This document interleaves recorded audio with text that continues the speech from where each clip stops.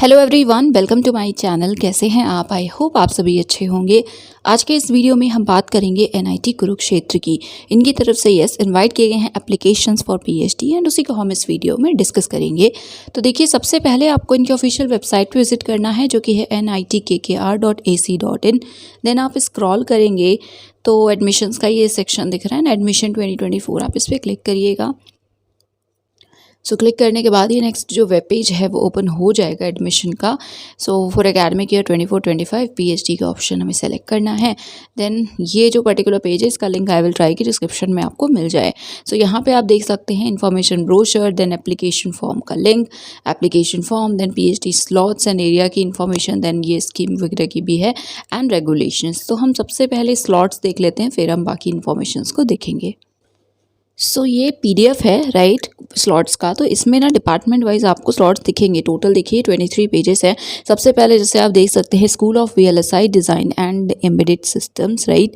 सो इसमें फैकल्टी का नाम, उनका एरिया क्या है, टोटल स्लॉट्स उनके अंडर कितने अवेलेबल हैं एंड कितने ऑड सेम के लिए ऑफर किए जा रहे हैं। तो उनके अंडर सीट्स तो 6 है, ठीक है, बट वो 2 कैंडिडेट्स को इस बार अपने अंडर रखना चाहते हैं बेसिकली। तो जो स्लॉट्स अवेलेबल हैं या ऑफर किए गए हैं मेनली, वही हैं आपके वेकेंट सीट्स, ठीक है। सो जैसे first faculty 2 seats, then second again 2, ठीक है। तो एरियाज़ एंड कितने सीट्स हैं, कितने ऑफर किए गए हैं, उसको देख लीजिएगा। इसी तरह से नेक्स्ट जैसे यहाँ डिपार्टमेंट ऑफ मैथ्स है, सिमिलर पैटर्न देखिए, फैकल्टी का नाम है, उनका एरिया है एंड कितने नंबर ऑफ स्लॉट्स अवेलेबल हैं, ठीक है। सो क्योंकि एज सच टोटल सीट्स नहीं दिए हैं और अगर हम इसे डिस्कस करेंगे तो आई थिंक टाइम टेकिंग होगा। सो आई सजेस्ट यू कि प्लीज़ आप एक बार खुद से डायरेक्टली अपने डिपार्टमेंट का जो भी पेज हो उसे देख लीजिएगा एंड कितने स्लॉट्स अवेलेबल हैं वो देख लीजिएगा, किस एरिया में है वो भी पता चल जाएगा, ठीक है। सो मैथ्स है, इसके बाद डिपार्टमेंट ऑफ केमिस्ट्री है, then department of physics, next is business administration department. तो इसमें देखिए स्लॉट अवेलेबल में जेआरएफ अलग है, इंस्टीट्यूट फेलोशिप का अलग है, तो यहाँ कैटेगरी वाइज भी दिया है right. Next humanities and social sciences. तो इसमें एरियाज़ में इकोनॉमिक्स मैनेजमेंट में 5 है, साइकोलॉजी में 2 है, मैनेजमेंट में 3 है and then economics general area लिखा हुआ है डॉक्टर राजेश, इनके अंडर 1 सीट अवेलेबल है, ऑफर की गई है, ठीक है। देन सिविल इंजीनियरिंग डिपार्टमेंट है, इसमें भी आप स्लॉट्स देख सकते हैं कितने हैं यहाँ पे area wise right. So computer engineering है, तो आप इसको प्लीज़ देख लीजिएगा, 23 पेजेस हैं राइट। अब हम देखते हैं इन्फॉर्मेशन ब्रोशर। सो यस, ये है information brochure NIT Kurukshetra. Next particulars हैं यहाँ पे। आफ्टर दैट यहाँ पे रेगुलेशंस और जनरल इन्फॉर्मेशन बेसिकली आप यहाँ सबसे पहले कैटेगरीज देख सकते हैं। क्लासिफिकेशन, तो देखिए सबसे पहले अगर टाइम के अकॉर्डिंग डिवाइड किया जाए तो full time, part time, 2 type की यहाँ पे प्री पीएचडी अवेलेबल है राइट। नेक्स्ट ऑक्यूपेशन, सो जैसे कोई टीचर हैं इस इंस्टीट्यूट में सर्व कर रहे हैं, ठीक है, तो आप पार्ट टाइम पीएचडी कर सकते हैं, आप भी इनरोल कर सकते हैं। नॉन टीचर जो हैं वो भी कर सकते हैं। प्रोजेक्ट स्टाफ, प्रोजेक्ट के अंडर आप चाहें तो एडमिशन ले सकते हैं उसके थ्रू पीएचडी में, ठीक है। ये 3 कैटेगरीज हो गई ऑक्यूपेशन के बेसिस पे। देन थर्ड है कंट्री के बेसिस पे, तो ऑब्वियसली इंडियन, इंटरनेशनल ऐसे है। फाइनेंशियल असिस्टेंस के बेसिस की बात करते हैं। पहली कैटेगरी सेल्फ फाइनेंस्ड है, किसी भी सोर्स से, मतलब इंस्टीट्यूट हो या किसी और एजेंसी, आपको कोई भी फाइनेंशियल सपोर्ट नहीं मिलेगा अपने पीएचडी ड्यूरेशन के दौरान, ठीक है। नेक्स्ट फेलोशिप, स्कॉलरशिप, अवॉर्डीज़, तो R17 भी अभी हम देखेंगे, बट यस इसमें है स्कॉलर। देखिए इन सभी को बोला जा रहा है फेलोशिप अवॉर्डी राइट। यूजुअली क्या होता है फेलोशिप अवॉर्डी, मतलब कि जिसे किसी और एजेंसी से मिल रही है, तो इसीलिए हर इंस्टीट्यूशन का जो ब्रोशर है वो देखना ज़रूरी होता है। यहाँ पे अगर हम इस बेसिस पे डिवाइड करें तो पहले वो कैटेगरी कैंडिडेट्स हैं जिन्हें फेलोशिप इंस्टीट्यूट से मिलेगी। सेकेंड वो हैं जिन्हें किसी और एजेंसी वगैरह से मिलेगी। नेक्स्ट थर्ड है स्कॉलर, जिन्हें की फेलोशिप मिलेगी आईसीसीआर से, ठीक है। नेक्स्ट है स्कॉलर वो, मतलब डी कैटेगरी, जिन्हें फेलोशिप मिलेगी कोई R&D प्रोजेक्ट के थ्रू जो इसी इंस्टीट्यूट में चल रहा है। ई लास्ट है किसी और प्राइवेट एंटिटी से आपको रिसीव होगी, मिलेगी फेलोशिप स्कॉलरशिप, ठीक है। सो बेसिकली आप स्पॉन्सर्ड होंगे राइट। नेक्स्ट है एजुकेशनल क्वालिफिकेशन। सो यहाँ पे मिनिमम क्वालिफिकेशन की बात करते हैं तो देखिए मास्टर्स डिग्री तो होनी ही चाहिए इनमें से किसी स्ट्रीम में, जिस आप डिपार्टमेंट के लिए अप्लाई करें उसके अकॉर्डिंग। मार्क्स 6.5 CGPA मिनिमम या 60% मार्क्स आपके होने चाहिए। कैंडिडेट्स जिनके पास मास्टर्स डिग्री है उनके पास फुल टाइम बैचलर्स डिग्री या इक्विवेलेंट भी होना चाहिए राइट। उसमें भी लिखा हुआ है 6.5 CGPA या 60% मार्क्स होने चाहिए, या फिर फुल टाइम बैचलर्स डिग्री है 80% मार्क्स या 8 CGPA के साथ, तो आप डायरेक्टली भी अप्लाई कर सकते हैं। नोट के 2 पॉइंट्स हैं, इनको देख लीजिए। 5% रिलैक्सेशन है SC ST PWD कैंडिडेट्स के लिए, एंड फर्स्ट वाला है प्राइमरी मोड इवेल्युएशन के बेसिस पे कि जो अगर CGPA है तो उसके अकॉर्डिंग होगा, परसेंटेज है तो उसके अकॉर्डिंग होगा, ठीक है। नाउ नेक्स्ट एडिशनल क्राइटेरिया, तो पार्ट टाइम के लिए अगर आप अप्लाई कर रहे हैं, जो आप यहाँ पे देख सकते हैं डिफरेंट ऑप्शंस या कैटेगरीज ऑफ लाइक जैसे अभी हमने देखा ना ऑक्यूपेशन बेसिस, तो वैसे ही लिखा हुआ है, तो उनके लिए कुछ एडिशनल क्राइटेरिया लिखा हुआ है। एंड जैसे रेगुलर एम्प्लॉयज़ हैं तो ये देख सकते हैं आप। देन रेगुलर एम्प्लॉयज़ पहले तो वो हो गए जो किसी और ऑर्गेनाइजेशन में वर्क करें, दूसरे वो हैं जो इसी इंस्टीट्यूट में वर्क कर रहे हैं, तीसरे वो हैं जो एजुकेशनल इंस्टीट्यूशन में वर्क करें जो फुली फंडेड है बाय गवर्नमेंट और गवर्नमेंट एडेड कॉलेज वगैरह। तो इस तरह से अलग अलग कैटेगरीज हैं, पहले आप डिसाइड कर लीजिएगा आप किस में आते हैं, उसके बाद आप ये जो लास्ट में लिखा है ना 2 ईयर बेसिकली एक्सपीरियंस वाला, वो आपको दिखाना होगा एक्सपीरियंस सर्टिफिकेट, तो वो मैंडेटरी है, ठीक है। नाउ एंड हाँ, मैंने जो मिनिमम क्वालिफिकेशन है वो सेम है 60% मार्क्स वाली। NOC भी लगेगा पार्ट टाइम कैंडिडेट्स के लिए, तो इसको भी पढ़ लीजिएगा, देख लीजिएगा। देन एडमिशन प्रोसेस क्या है, सो एप्लीकेशन इनवाइट किए गए हैं, तो इसमें अलग अलग पॉइंट्स भी हैं।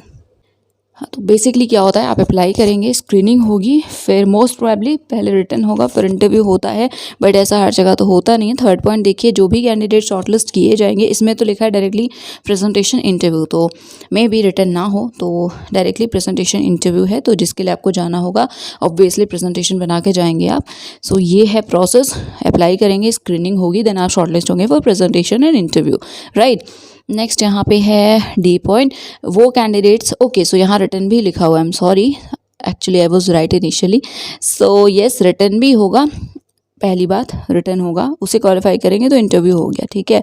नेक्स्ट यहाँ पे है ऑल एलिजिबल कैंडिडेट जो एग्जाम्प्टेड नहीं है रिटर्न से, 3.1 देखेंगे हम, तो उन्हें एक रिटर्न टेस्ट देना होगा। तो अगर आप एग्जाम्प्टेड हैं तो ठीक है, आप डायरेक्टली इंटरव्यू देंगे, एग्जाम्प्टेड नहीं है तो आप पहले रिटर्न देंगे जो MCQ बेस्ड होगा, PG लेवल का होगा, 2 पेपर्स होंगे, तो वो क्वालिफाई करेंगे तब आप इंटरव्यू दे पाएंगे, ठीक है। बाकी यस, पेपर में आप देख सकते हैं क्वालिफाइंग मार्क्स यहाँ 40% है, एंड पहला पेपर रीजनिंग वगैरह का है, दूसरा आपके एरिया आपके सब्जेक्ट का होगा, राइट। नेक्स्ट यहाँ पे मार्क्स वगैरह आप देख सकते हैं, इंटरव्यू के लिए भी लिखा है एवेल्युएशन कैसे होगा, कितने मार्क्स का होगा, तो इसको देख लीजिएगा प्लीज़ एक बार आप। प्रेफरेंस लिखा हुआ है कि मेरिट लिस्ट जैसे टाई हो गया तो उस केस में कैसे बनेगी, किसे प्रेफरेंस मिलेगा।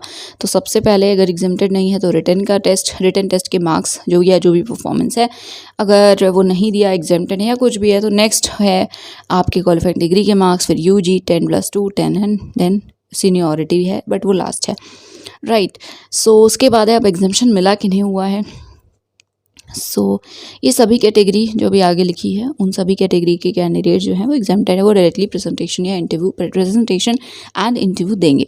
पार्ट टाइम में देखिए, रेगुलर एम्प्लॉयज़ किसी ऑर्गेनाइजेशन के या इसी इंस्टीट्यूट के, आप एग्जाम्प्टेड हैं। Next full time on institute fellowship, अगर आप इंस्टीट्यूट फेलोशिप चाहते हैं तो उस केस में अगर आपके पास वैलिड गेट स्कोर या वैलिड नेट LS है तो आप भी एग्जाम्प्टेड हैं।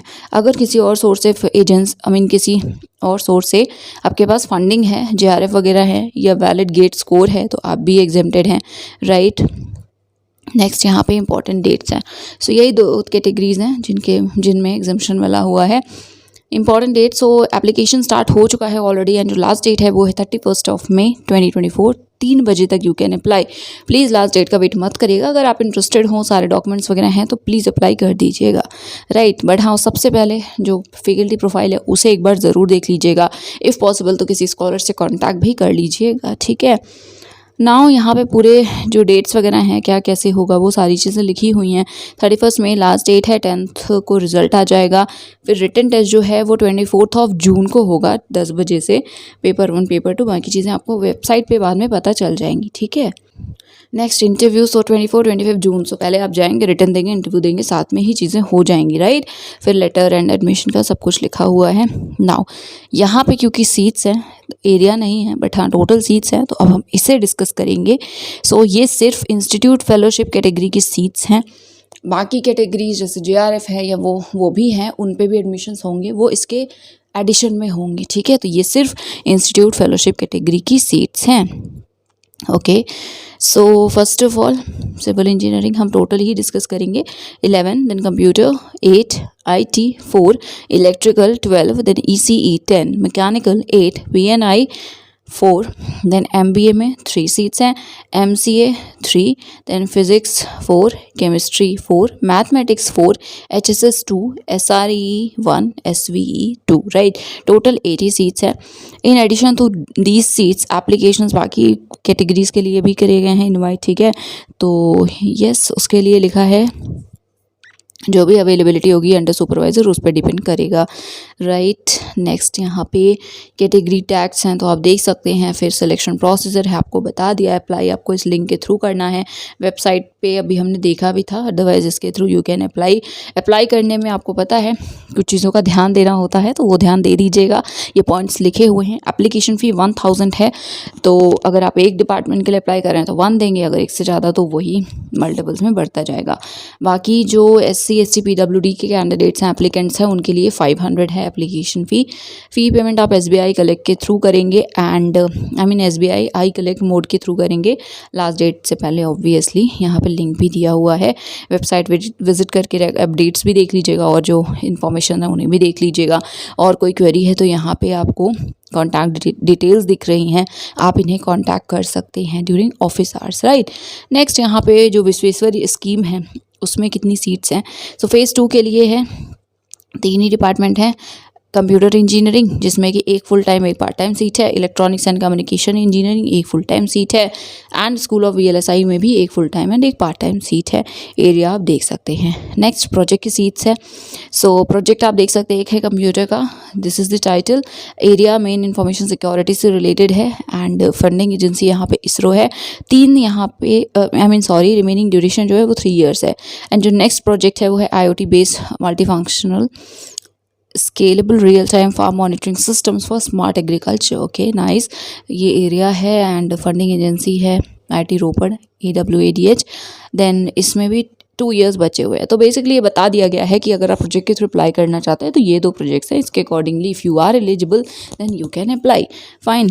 नेक्स्ट यहाँ पे बाकी जो भी इंफॉर्मेशन है ना उन्हें देख लीजिएगा। फिर ये NOC का फॉर्मेट है। नेक्स्ट यहाँ पे अंडरटेकिंग है। तो यस, ये थी पूरी इन्फॉर्मेशन, आपको मैंने बता दिया है कि क्या प्रोसेस है, एप्लीकेशन फ़ी एंड एवरीथिंग। और कोई इशू है तो बताइएगा एंड एक बार हम वेबसाइट पे विजिट करते हैं। सो यस, यहाँ पे देखिए ये लिंक है, इसके थ्रू आप अप्लाई कर सकते हैं। बाकी आप रेगुलेशंस पे एक बार देख लीजिएगा and yes, last that is 31, so apply before that. And अगर वीडियो हेल्पफुल लगा हो तो इसे शेयर कर दीजिएगा, लाइक कर दीजिएगा। कोई इशू है, सजेशन है, कुछ भी आप कहना चाहते हैं आप कमेंट सेक्शन में कह सकते हैं। एंड यस, आज का था यही था आज का video. Thank you so much for watching.